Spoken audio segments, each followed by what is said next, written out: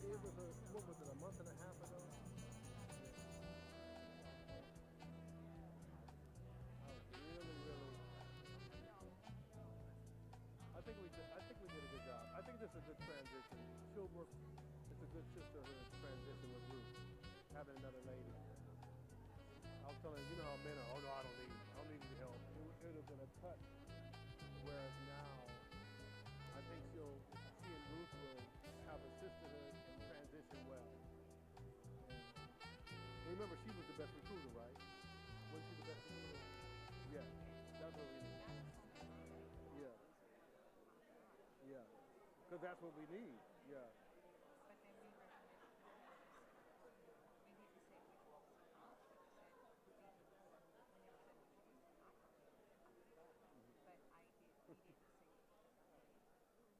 Yeah, were we supposed to or okay? Okay. Right. Just three. Okay. May everyone please take their seats as the program is about to get started.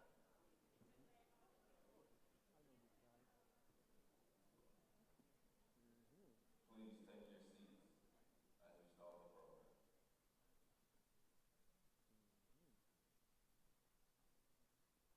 Greetings. Thank you for coming and joining us this evening as we introduce our sole finalist, Dr. Tomikia LeGrande. As she, yeah, please give her a warm welcome.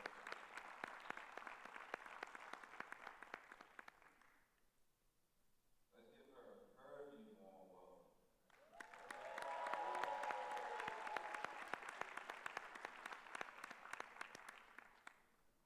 Thank you. As she joined us on this journey and continuing to produce productive people. My name is Kendrick D. Jones. I had the pleasure of attending this great university and being a graduate 2018 and having the pleasure of serving as the student body president in 2017. Now having the pleasure of serving the place that's home away from home in this great county, inside this great state, as your Walnut County Commissioner for Precinct 3.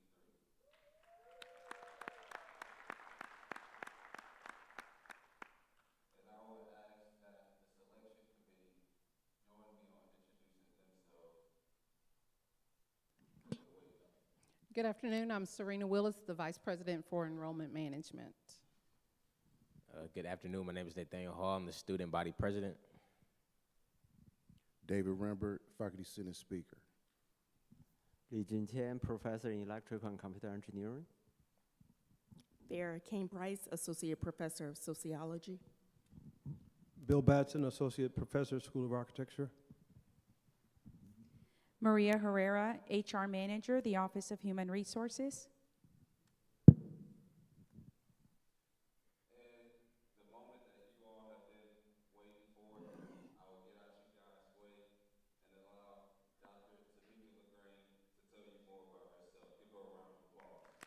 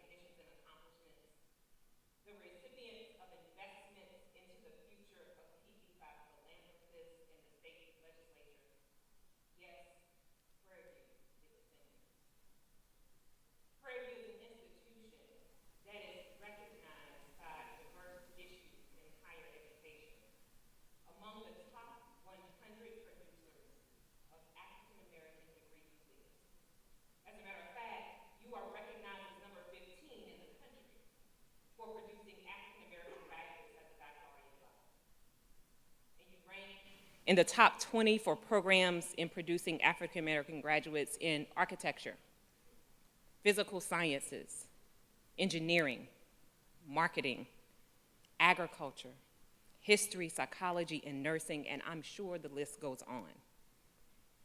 Yes, Prairie View is indeed an institution of distinction.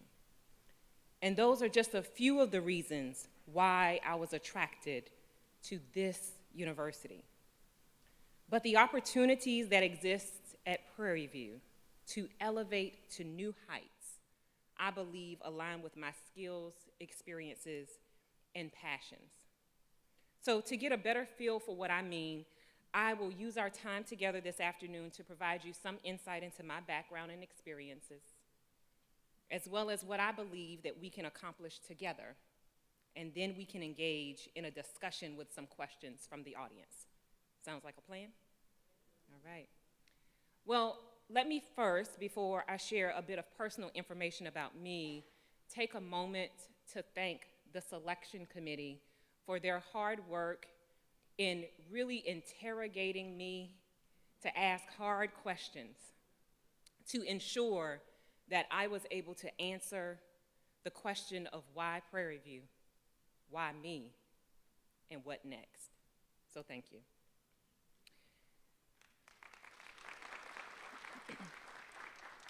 So I think at this moment, it's fitting that I share a bit of personal insight about me. I am originally from Savannah, Georgia. And Savannah is located in a region of our country called the Low Country. The southeastern parts of Georgia and South Carolina, particularly the southeastern parts of South Carolina, are home to the Geechee Gullah people. How many of you have heard of the Geechee Gullah people? All right. The Geechee Gullah people are a community of descendants of enslaved West Africans that worked on rice plantations in the area, and that have preserved their traditions and history down to this day. I bring this up because growing up in this region, there are a few values of the Geechee Gullah community that were ingrained in me from a young age, and it permeates my approaches today. The first is a sense of responsibility for community. The idea that you have a responsibility to contribute to the success of your community, even when you believe you have nothing to give. You do. You have time and effort. You have talent and knowledge, and you have treasure. I'm committed to serving this university and its community. This post, the position of president, is bigger than a job for me. I have a responsibility as the first person in my immediate family to graduate college from 2 HBCUs, to give back to an institution that is changing lives for students with similar lived experiences as I had. The second value is the art of storytelling. The Geechee Gullah people have preserved their history and traditions because of their ability to translate values, lessons, through the art of storytelling. And similarly, I take great effort to take complex situations or information and break it down into simple, digestible, and compelling bits of information that move people to action. Oftentimes, we tout facts and figures, but we don't spend enough time helping people understand what they mean, why it's important, or better yet, who is impacted. The third value is a stellar work ethic. The idea that hard work can sometimes outperform book smarts any day. If you examine my background and progressive leadership experience, you will find that it is the result of a commitment to excellence, a work ethic focused on helping institutions achieve their goals. These 3 values are just a few things from me to share my background that connect to who I am today and who you would be getting in your next president. And while I'm proud of the opportunity to serve as Prairie View A&M's university's next president, I will represent the institution with a level of pride that might annoy a few.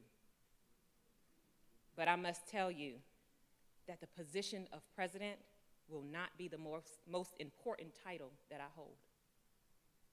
The titles I am most proud of are daughter, sister, aunt, and life partner. Those that are in my personal circle, in my personal tribe, those individuals that support us and hold us down to do the hard work of leading, those are the individuals that really should be recognized, and I try to make sure I do that regularly. So that's a bit about me personally. But the question all of you are probably wondering is, but how did you get here to us at Prairie View? Well, many of you know that I am a chemist by training with a terminal degree in higher education administration. The blend of my scientific and analytical background coupled with a human-centered approach to leadership is what has allowed me to strategically guide and actively participate in the elevation of institutions to achieve new and ambitious goals. I have spent my 20-year career in higher education at public institutions that are committed to providing an experience, a quality education, to significant numbers of students who have been historically underserved and marginalized. Students who are often Black or African American, Latino, low income, first generation, or other minoritized populations. I have worked in multiple states, in North Carolina, Texas, and Virginia, committed to one purpose: leading institutions to examine and transform its structures, policies, and approaches to enhance the student experience in and outside the classroom, leading to greater student success rates. Having served in progressive leadership positions at North Carolina A&T State University, Winston-Salem State University, and ultimately serving as Vice President for Enrollment Management and Student Affairs at the University of Houston downtown, and now as Vice President for Strategy, Enrollment Management, and Student Success at Virginia Commonwealth University, hopefully are testaments to my progress and how I have moved institutions. But the vision of institutional change to support student success for all of our students, but particularly those students that are Black and brown students, those that are lower income or first generation, actually started when I was a college student at my beloved alma mater, Savannah State University. While a student at Savannah State, I was a student activist. If there was a cause that aligned with my values, I was in it.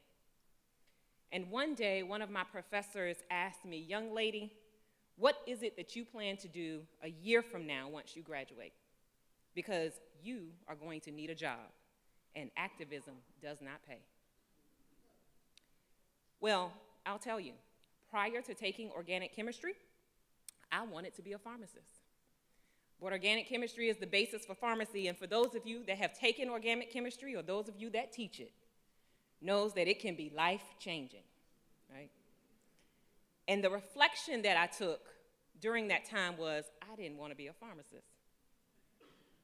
So after my conversation with that professor, I participated in a summer research experience at the University of Oklahoma that literally changed my outlook on life. I worked with a professor there whose research focus was on the disparities of women and minorities in the science, technology, engineering, and math disciplines. Now, as a student at an HBCU, 80% of the students in my chemistry department were Black women. So I was puzzled. What do you mean disparities? What do you mean women? What do you mean minorities don't study STEM? That just wasn't my reality. And then we went to a conference to present a paper, and the disparities were abundantly clear. At the conference, I was often the only woman of color in the room. And it was in that moment that I decided I wanted to do something about that.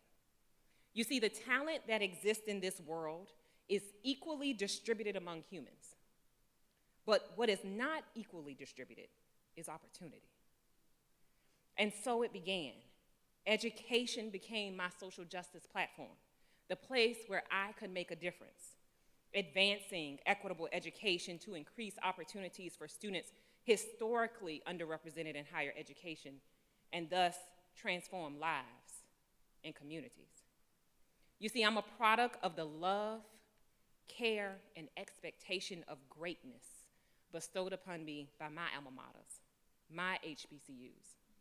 Those institutions changed my way of thinking, my confidence, my courage, but most of all, they gave me transferable skills and an opportunity that laid the foundation for my ability to lead as your next president.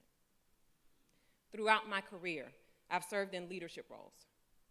I have led visionary and integrated strategies. For example, at Winston-Salem State University, where we transitioned the institution from one of last resort to where over 70% of students selected it as their first choice institution, increased its profile of incoming freshmen, and increased the retention rate from 72% to 81%. I have engaged stakeholders in meaningful ways in advancing the future of institutions. For example, at Virginia Commonwealth University, I led the development of the recalibrated strategic plan. The plan involved an engaging process that solicited feedback and ideas from stakeholders. And when I say stakeholders, I mean almost everyone: faculty, staff, and students, alumni, employers, community partners, and donors, all with a purpose to develop and believe in a common vision. And in partnership with the president, we align our fiscal resources to support university priorities and establish a new, innovative, and data-focused culture. The plan identifies a shift that is needed for that institution to remain relevant and thriving. Higher education is changing. The world is changing. Student needs are different than they were 20 years ago. And so it's important that we constantly are evaluating our relevance and how we are going to thrive in the future. I've also developed the vision and a leadership approach that created a culture of care model and a student financial management center. Both of these models have garnered national recognition by redesigning and prioritizing quality, proactive, and timely advice and guidance in academic and financial matters. By pairing professional academic advisors and financial counselors together to serve as the foundation of a student's care team. Students come to college and receive financial assistance to earn degrees. And so it's important that the individuals support them, form the foundation of their care team. And as a student moves throughout the institution, they add others to their network, faculty and staff in other places. As a fiduciary leader, I have significant experience in managing and growing human and fiscal resources through some very specific approaches. Efficiently managing institutional resources through balancing expenses against revenue, making strategic investments in current and future demand areas, identifying and securing external funding to support research, the discovery of new ideas, and the success of students. This year alone at VCU, I've received over $5 million in grants to support student success, including the prestigious Ronald McNair program. Lastly, I've designed compelling needs cases to secure philanthropic donor funding. Currently, I serve as the primary spokesperson, in addition to the president, for the $50 million Invest in Me scholarship fundraising campaign that we launched in 2019. The campaign has raised over $42 million, contributed by over 6,000 donors to date. The process of developing a needs case for fundraising initiatives supported by data and impactful stories bring narratives to life, connect new friends to the institution, the art of storytelling, is vital, and it's one of the things in which I specialize. So what is it that I believe we can do together? Well, one of the most inspiring things about Prairie View A&M University is that it is documented in the history books as an institution of the first class. Now, I don't know about you, but to me, that phrase, an institution of the first class, is synonymous with excellence. This resonates with me because I have very high expectations. I have always expected excellence unapologetically from those that I work and partner with, those that I lead, and myself. And I'm sure as a community, we are committed to excellence today, tomorrow, and in the future. But if we want to ensure that we deliver excellence in the future, we have to be intentional. We have to be purposeful. Today, Prairie View ranks number 26 in the U.S. News and World Report ranking of HBCUs, tied with a few other universities. I believe that we should be, that we can be in the top 20 or even in the top 15 someday. With the right plan, investments, and strategic focus on the things that continue to be important to us, Prairie View can be recognized as a national model for student success. So together, we can improve student success outcomes, 4- and 6-year graduation rates, to include developing a strong culture of care and customer service model that focuses on supporting the needs of all of our students and their intersecting identities while creating a sense of belonging, self-confidence, and self-agency. Together, we can increase investments in faculty, research, and graduate students to further the teaching and learning of our institution and research that improves the human condition, solidifying our place as a Research 2 institution on a quest to become a Research 1. Together, we can deepen relationships and engagement with alumni and friends of Prairie View to tell the current story, to tell our future aspirations, as well as attracting increasing numbers of students to this beloved institution. Together, we can support our men and women athletics programs to advance our competitiveness and the success of our athletes on and off the field or court. Together, we can ensure that we continue to stay relevant to the needs of our students, the industries and society that needs their talent and skills by identifying new academic programs, refreshing our current curriculum, defining competencies needed to ensure that our students are and remain the most competitive. These are just 5 broad ideas of what I believe we can accomplish together. But I will tell you, one of the most important things about leadership is listening. So the vision will be refined through engagement with you, our community, faculty, staff, and students, alumni, community partners, friends of the university, and parents. We all have a role. We will organize formal listening sessions that will be planned and communicated after I arrive, that will provide opportunities for the campus community to share perspectives on the current and future state of the university. But you should know that I'm a leader that walks around as I strive to get acclimated in a new environment. I love to meet members of the community, so please don't be afraid to say hello. But just know that I will likely put you to work during our conversation. So this is your homework.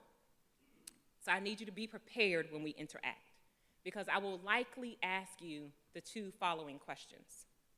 Question 1, what is it that we are doing well as an institution that we must keep? I'll repeat it. What is it that we are doing well as an institution that we must keep?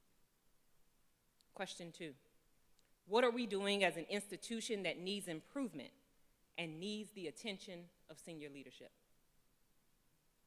What are we doing as an institution that needs improvement and needs the attention of senior leadership?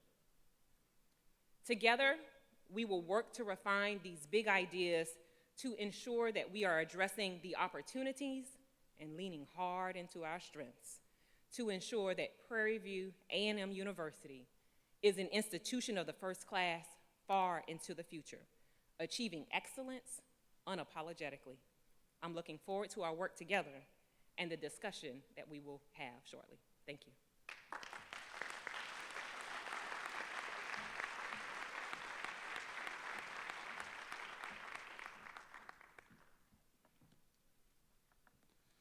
And I'm pretty sure everyone here today inside this room don't mind being put to work and giving you a helping hand. Oh yeah, you gotta learn about that. You know, we do things a lot bigger and better in Texas. So we're getting ready to open question sessions. Please, family, keep in mind, this is questions, and she will give you answers. Once again, your job is to ask the questions, and she will provide you with the answer. And please raise your hand and keep your hand up, and then someone will be with you to bring you a microphone. Who wants to get this party started? Gavin.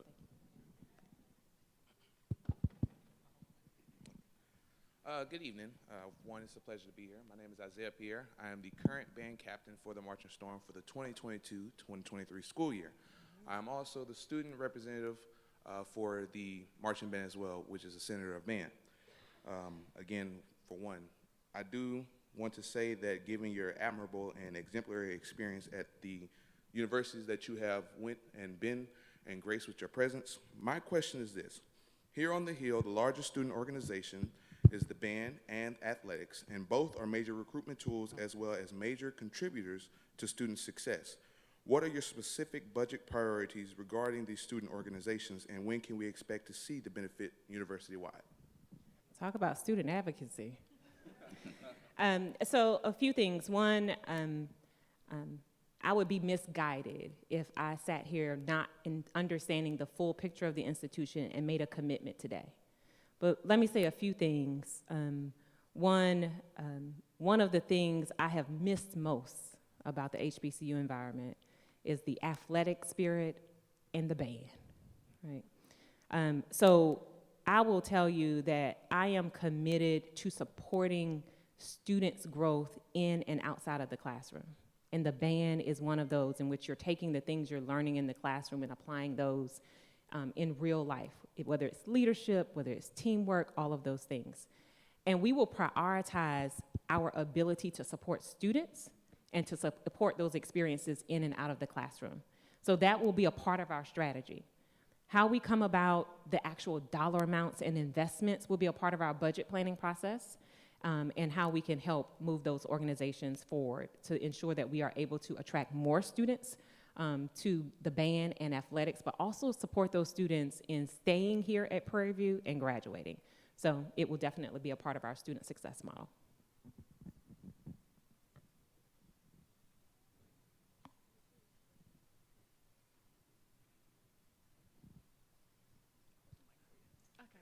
Hi, my name is Celeste Collins. I'm a senior from Houston, Texas, and I know that Dr. Rue, she had implemented a creative writing program.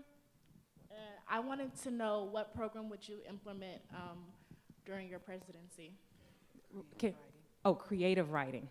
I was trying to figure out what program. Creative writing? Yes, ma'am. Yeah. So, you know, one of the things that I'm interested in exploring is understanding how we have integrated high impact practices into our curriculum, where students really get the opportunity to apply what they're learning in the classroom outside of the classroom.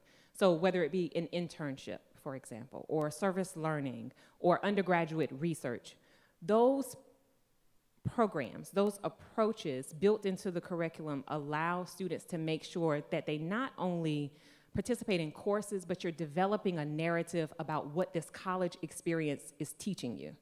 so that when you go on an interview, you can talk about the skills that you're bringing to those employers, right? When you go to an interview, very few of those employers will ask you what classes you took. They will ask you, what did college teach you? And so as I think about that, I'm interested in learning how deep that is currently embedded in the organization, and how can we further that to ensure that all of our students are able to participate in those experiences so that they can leave Prairie View prepared.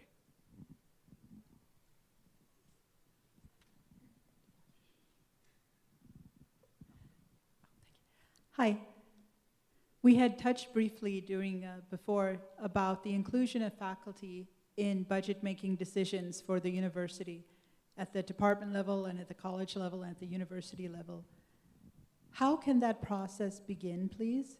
And second part, for new tenure-track faculty, the research process, we are R2. However, the process of getting POs done, getting our grant, and then what, is very disjointed. What can you suggest to bring continuity, a process, a structure that is consistent and reliable by newer faculty, so they don't have to struggle figuring out where to go for this, where a PO should not take 6 months to get done, to purchase a piece of equipment. But how can faculty be more involved in budget-making decisions, and how can we improve the efficiency of our research grant structure once we get it in terms of processing and purchasing? Thanks. Okay. So I'll take the first part. Your question specifically is about how can faculty be more engaged with budgeting, but I'll back up a little bit and just make sure that I reiterate to the group. I'm a strong advocate for shared governance. And when I think of shared governance, I think of our major stakeholders within the university community that have representatives that represent them. That would be the faculty, that would be staff, that would be students. And there are institutional decision-making processes that likely exist or may need to be created in which these parties participate in certain processes. It may not be at every level in the institution. So, for example, I have worked at institutions where we have had university budget processes in a university budget committee, where there's a representative from the faculty senate, a representative from the staff senate, a representative from the student body, in addition to other administrators and leaders across the institution that learn about the university's budget process to start, so that people are informed. But secondly, they discuss and understand the university's priorities, the university's financial position, and then make recommendations to the executive cabinet and the president about how to deploy those resources to infuse in the priorities. So that specifically talks to the budget process. I'm sure there's a process that currently exists. The question that I think about, which is the bigger question of what you're mentioning, is how do we actualize a commitment to shared governance throughout the institution? And I think that is by establishing it as a value, and then thinking about where are the key areas in which feedback needs to be included from these constituents, because that's what shared governance represents, an opportunity for feedback, right? And it doesn't mean that we will always agree, right? But the opportunity to share new perspectives and new ideas to inform decision makers is important. That's one of the foundations of the academy, right? Those of us who have terminal degrees know that we got them because somebody interrogated us, right? To push us to think and have better ideas. And so I think that's really the crux of your question. Budget is just an example of that. I'm committed to shared governance, and we will figure out as an institution through the listening tour where that seems to be strong already and where there are opportunities. But then as a leadership team, we'll talk about where it really is missing. And in order to achieve some of the big ideas that I mentioned, we're gonna need everyone to come along, right? And so stakeholder feedback is gonna be an important part of that. So that's my response to your first question. Your second part was about how do we improve processes across the institution. And again, I'll probably approach it, I can't specifically speak to procurement and purchasing because I need to talk with colleagues in research and in finance to understand, but I'll take it from a bigger perspective. Just like we were talking about higher education is changing. we have to move at a faster pace than we have been moving historically in higher education. And that means that we have to be willing to evaluate process, policies, and procedures that put barriers in the way of progress. Now, there will be times where there are federal policies or state policies that require certain things. And so then the question is, how do we train people to be anticipatory in their thinking so that they don't have barriers? But oftentimes in organizations, we stand in our own way. The policy is our own, right? And so the willingness to think about that. Some of the ways in which I have helped institutions move policy and improve processes is that we identify a list of the things that are presenting barriers, and we establish a shared governance group under whatever appropriate area to evaluate that process and to make recommendations for improvement. Oftentimes, I assign a project manager to make sure that it's done quickly and on time, and then we think about how we implement that. And then you evaluate, right? So you have to be committed to continuous improvement. You will likely not get it perfect the first time, but being willing to make a change to something if needed and if possible, and be willing to evaluate what worked and what didn't work. Sometimes you have to start in a pilot. Other times it can be a full-scale implementation. That would be my approach. I think the listening tour will help us to identify where are the barriers for faculty, staff, and student. Where are the points of excellence? Where are the things that are working, and how can we replicate those things across our institution to better support our community, to achieve this high bar of excellence that we have for ourselves? Excuse me. Everyone, please keep in mind, when you stand up, please introduce yourself. Say whether or not you're a student, faculty, staff, or community member before stating. And once again, asking your question. Other questions? I see a hand over here too. Oh, and several.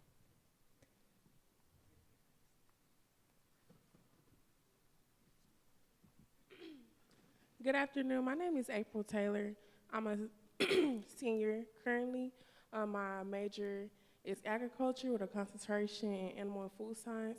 My question for you would be, as a senior, and as my years being here at Prairie A&M, my mom, I'm jumping all over the place, but my mom is a counselor at Duncanville High School, which is located in Dallas, Texas.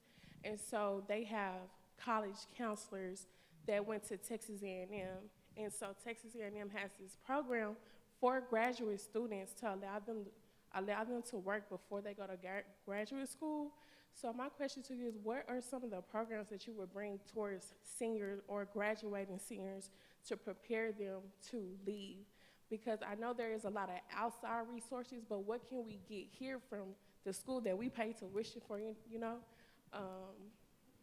saying it like that, but I'm saying, like, I want more resources from my school. Yes, I join organizations. Yes, I'm a part of different organizations, which puts me in the position to get those experiences, to get those internships. But what can we get from the school that we attend? Yeah. I think a few things that I would say.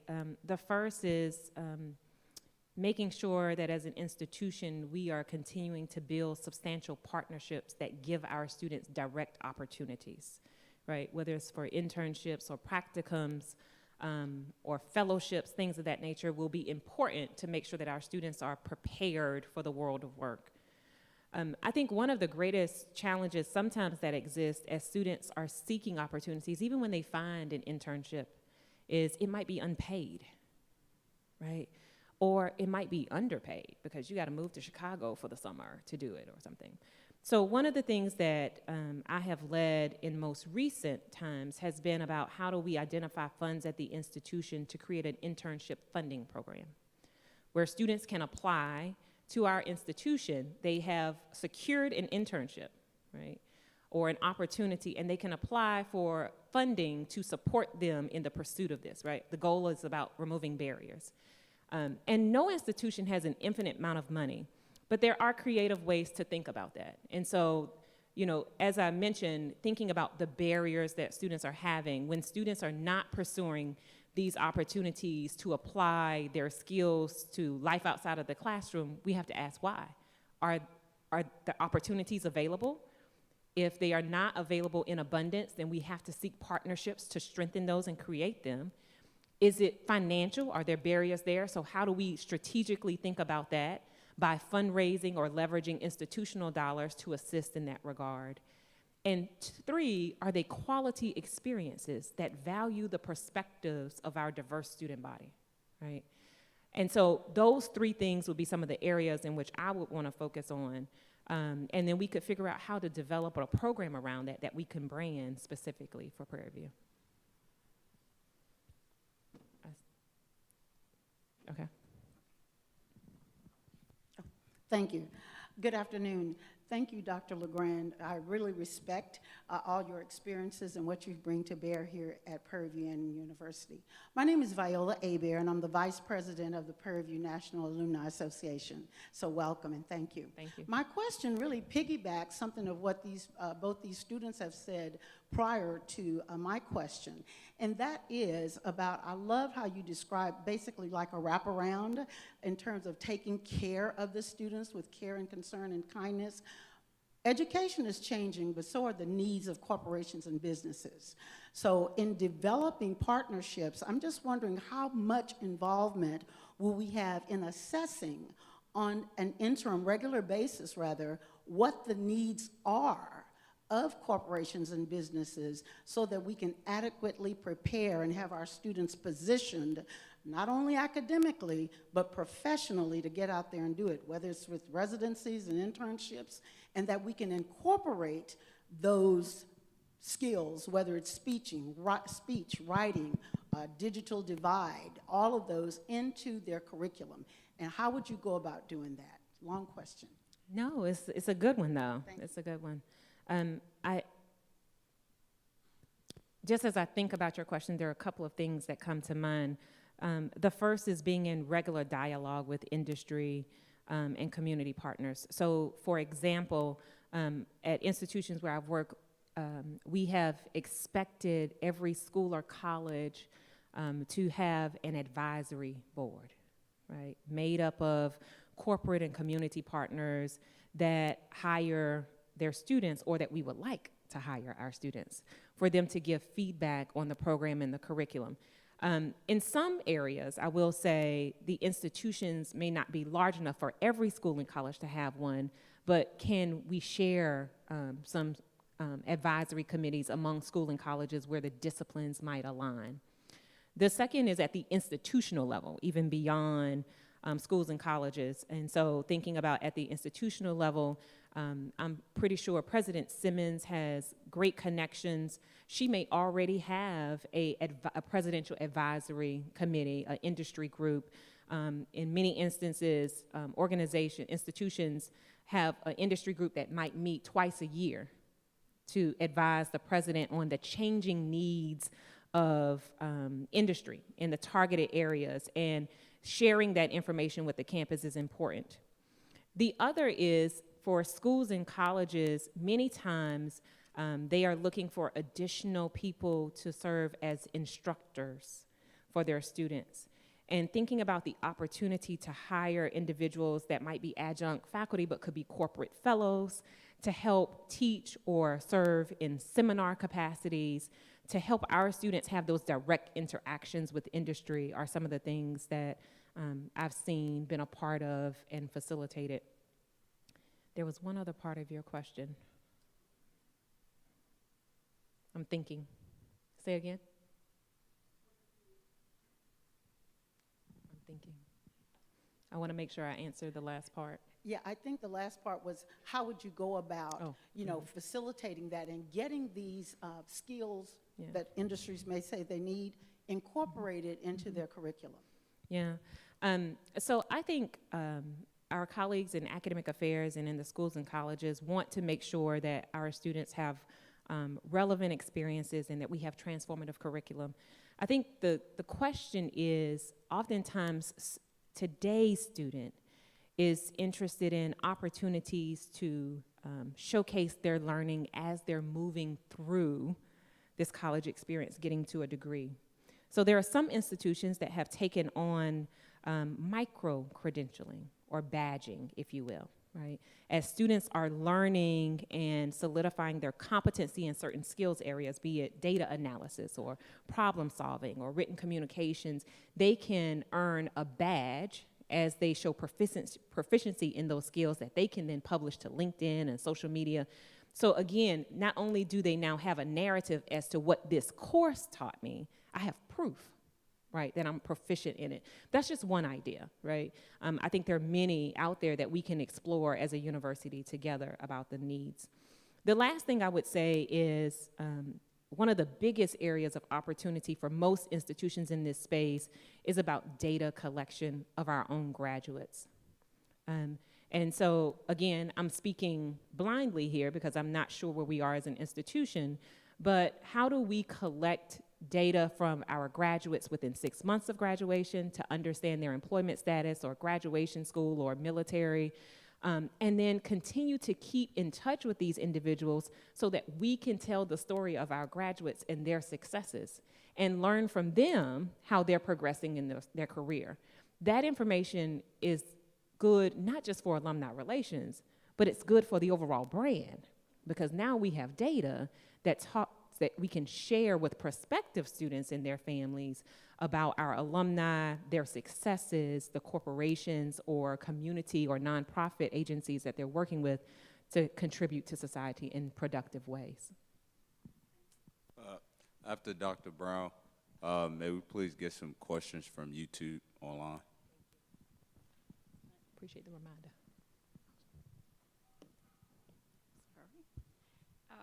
Thank you, Madam President. First of all, let me say I am so impressed with your brilliance, your insightful answers, and the depth that you go into explain what you mean. I'm a community member. My name is Vita Brown, and I'm retired from the university, and I did my undergraduate work here at the university. You mentioned earlier in your speech that you were committed to serving the university as well as the community. And later on in your speech, you elaborated a little bit about the listening sessions, which would include members of the community. We have a very strong, supportive community here outside of the university. Many of them are here today to meet you. Listening to us, a lot of times, Madam President, the goals of the university don't always coincide with the issues that are important to the community. So I appreciate the listening sessions, but two questions I wanted to ask you. First of all, to what extent do you plan to involve the input from community members in the decisions that you make on the direction and the growth that the university takes? And the second question that I want to ask you is, what are your plans for making your home residence in our city?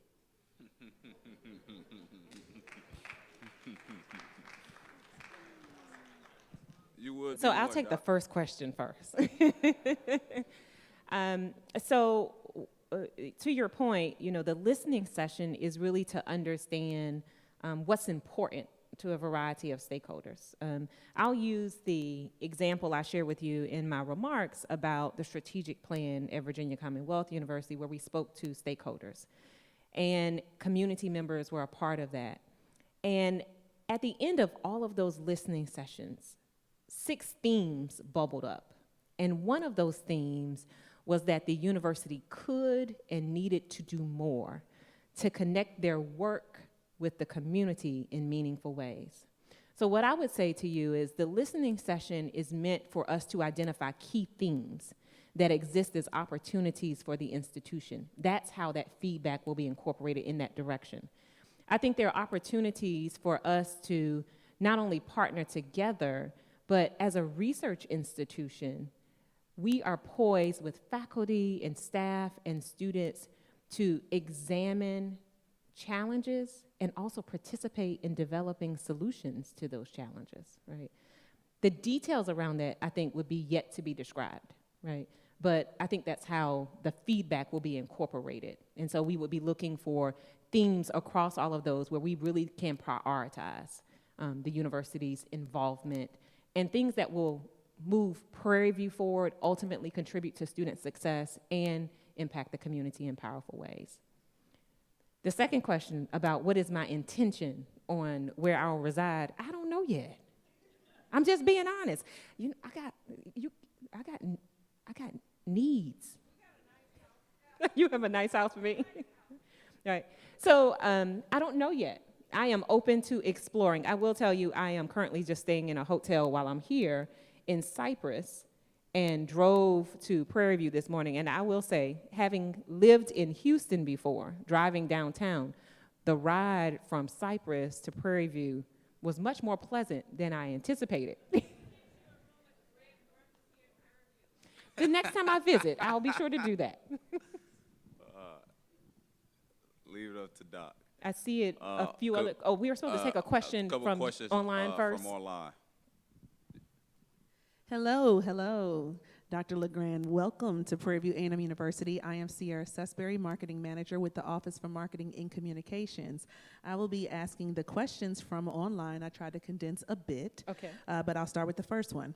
What metrics and strategies will be implemented to optimize opportunities for the PVAMU campus community? You know, as we move through planning, for example, if we settled on those 5 big areas that I focused on, we would make sure that metrics are associated with them, connected to our strategic plan, right? Our strategic plan, I understand there's a strategic plan underway, and that would be the common document that helps us to develop a common language and expectation for us to know what does success look like for Prairie View. So, for example, student success, we would identify ambitious but reasonable student success goals for 4- and 6-year graduation rate and retention. The same thing for faculty success and research and all of those things. So those metrics would need to be defined to be ambitious but realistic, understanding what our current baseline is. So they will exist, but we're going to need to do some data analysis to really determine what they are. Your second question, what are your thoughts on bringing in an outside consultant to assist in maximizing opportunities and minimizing risk and inefficiencies?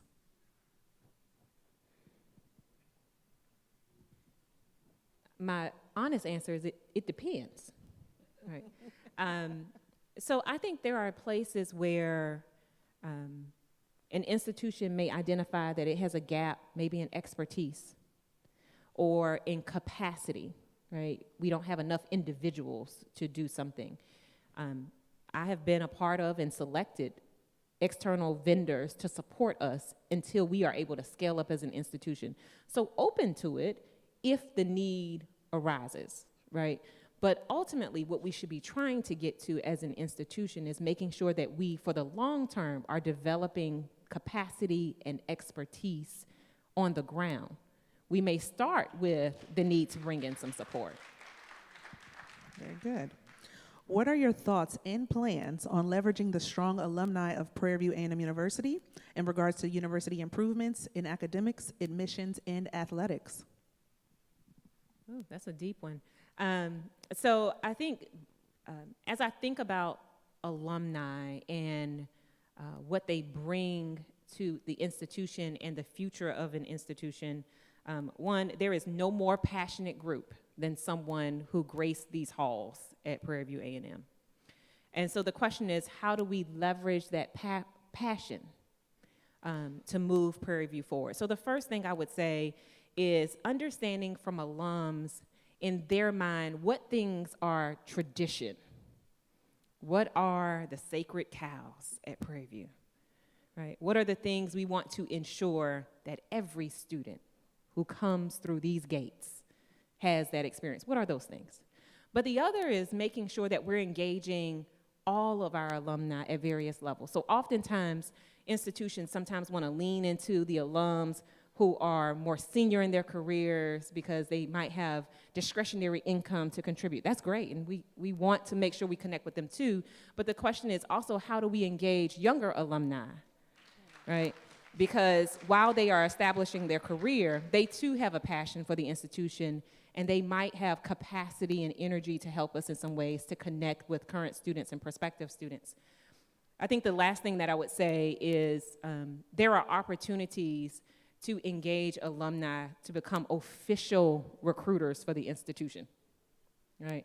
But that means that we have to train folks so that they know the current Prairie View story.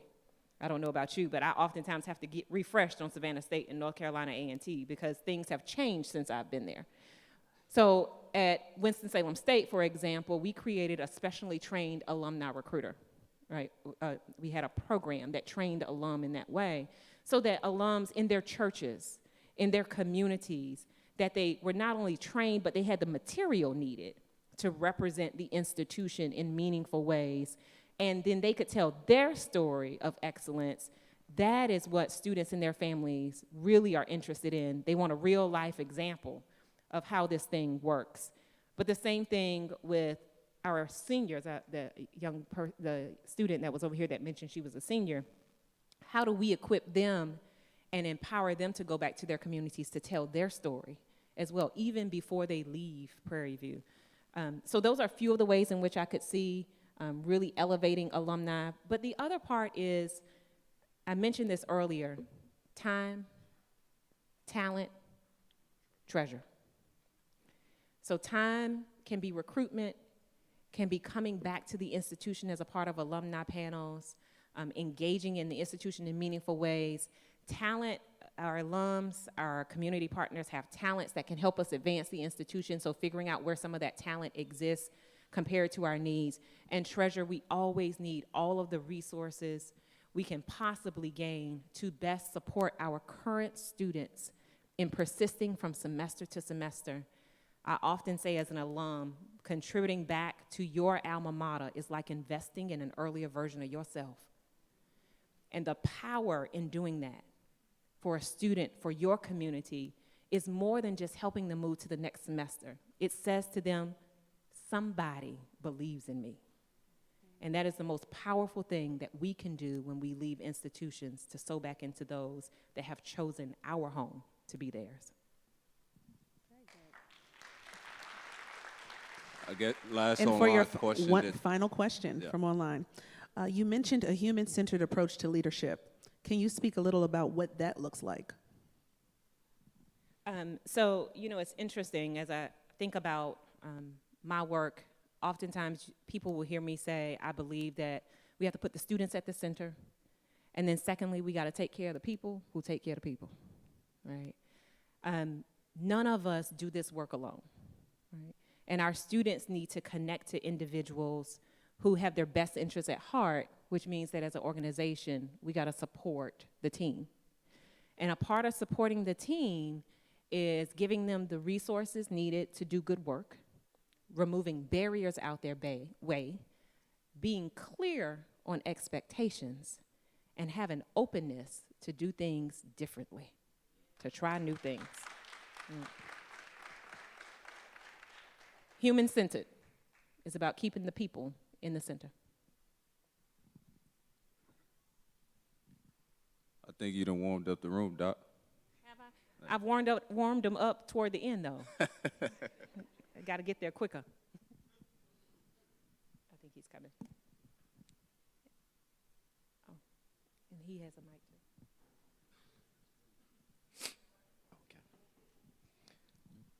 Madam President, welcome to Prairie View. My name is David Allen. I'm one of the recent former mayors of the city and a College of Business grad and Army ROTC pilot coming out of Prairie View.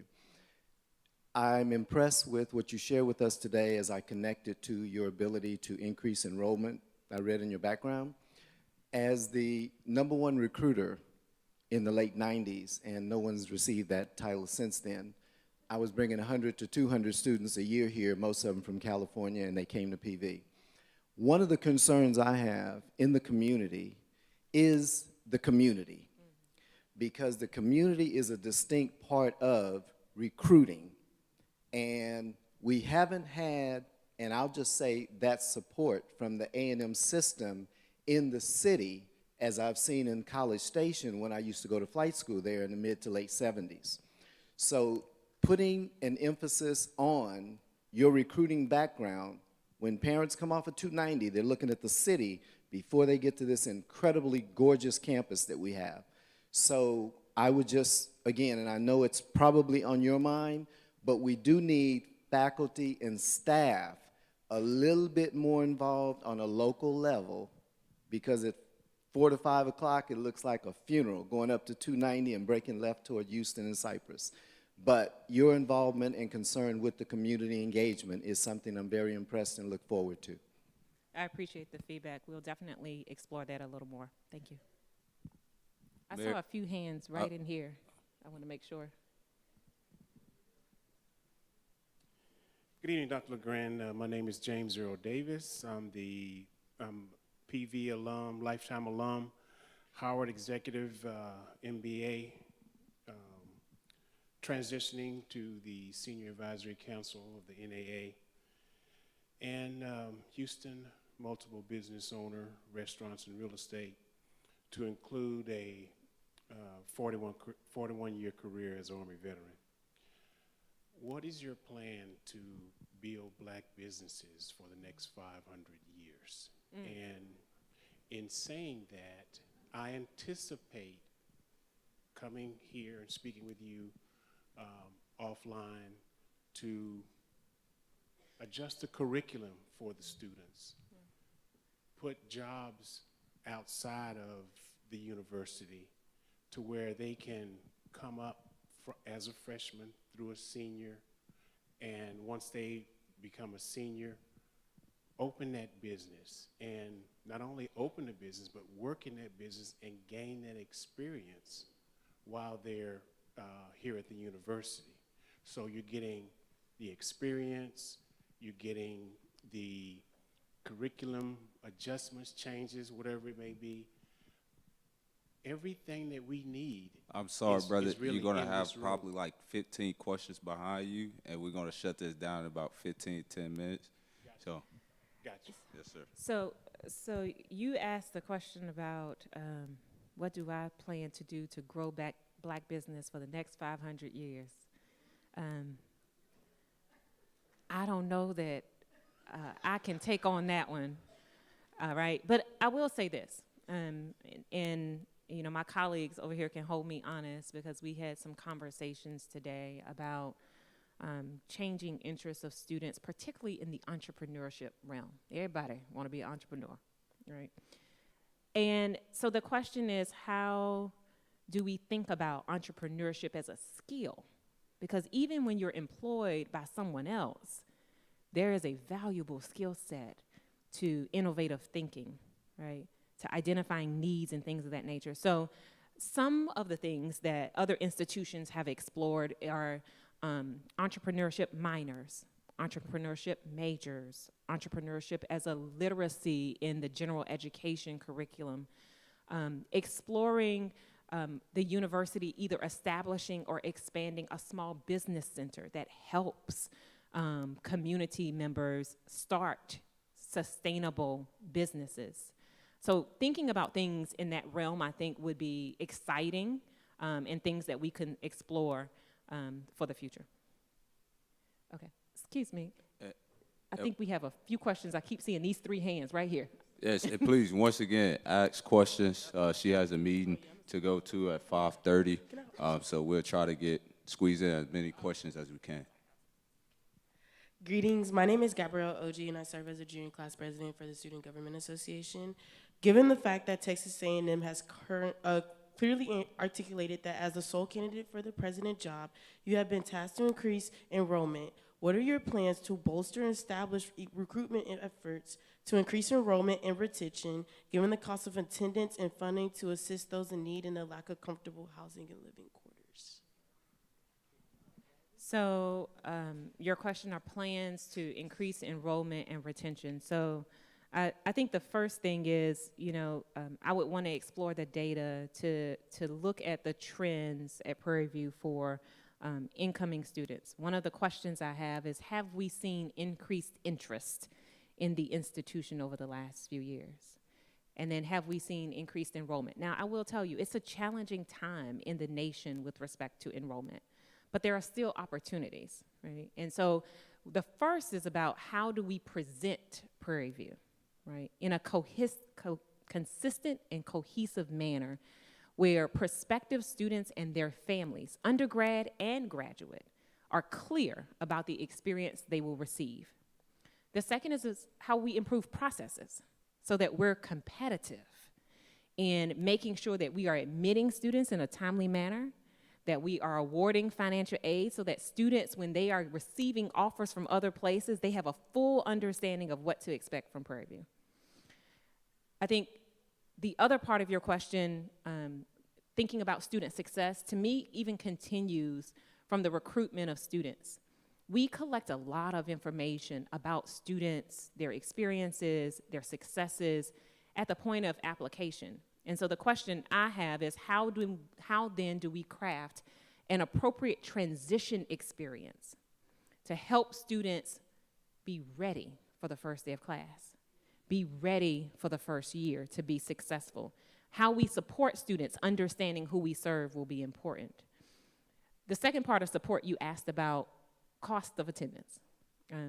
I think one of the things as I think about college affordability is I've had experience and success in moving institutions beyond thinking that affordability is just about a student's ability to pay the institution. A student has to be able to live, right? Because if you're worried about where you're gonna live or how you're gonna eat, it's hard to concentrate on a class.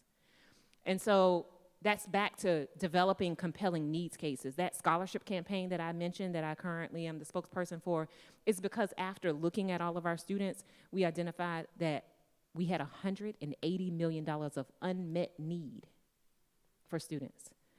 And you help donors and others understand the talent that we are missing as a society when we don't help these students achieve those needs. So my focus would be on how do we garner additional resources to support our students. The other is about how do we help students understand the financial costs and provide them good and timely advice, right, to make decisions and secure other resources like external scholarships, things of that nature. It will be unlikely that Prairie View will ever be in a position to meet all of a student's needs. But what we can do is use this opportunity in college to also educate students on financial literacy, right, and connect them to other resources that can best support them. Thinking about how we can support students' basic needs or needs beyond direct payment to the institution could include something like an affordable textbook project. We might already have one, right? So I'll tell you this, at VCU, we have an affordable textbook option where we encourage faculty to do low or no cost course materials. Low cost is $40 or less. Now, I don't know about those of you who are not currently in college, but books are expensive, right? And so if we think about ways to help creatively think about how do we get material in front of students so that those are some of the costs we can help them defray, but they still have the appropriate learning materials, that begins to help us with affordability. So I think it's a holistic approach. There won't be one silver bullet, but it is at the top of our agenda because it's a part of the student success agenda. We have time for one more question. I don't know who that lucky person is going to be.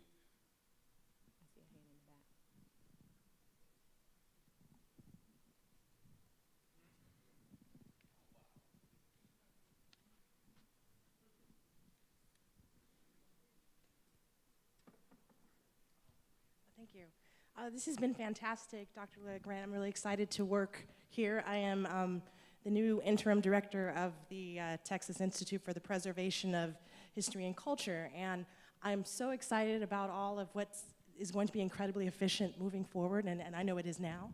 But I'd love to hear your thoughts, being at VCU and Savannah, on the role that you'd love to see arts and culture play on our campus.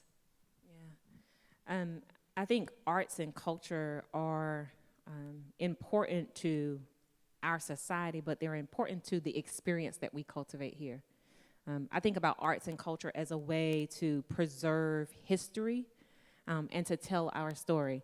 I'll tell you all a secret. Throughout the process, during the process, I came to Prairie View just to visit the campus. It had been a while since I had been on campus, so I came kind of covertly. And as I walked around the institution, just looking at some of the placards and the land, I was overwhelmed. because for me, I felt like the ancestors were present, right?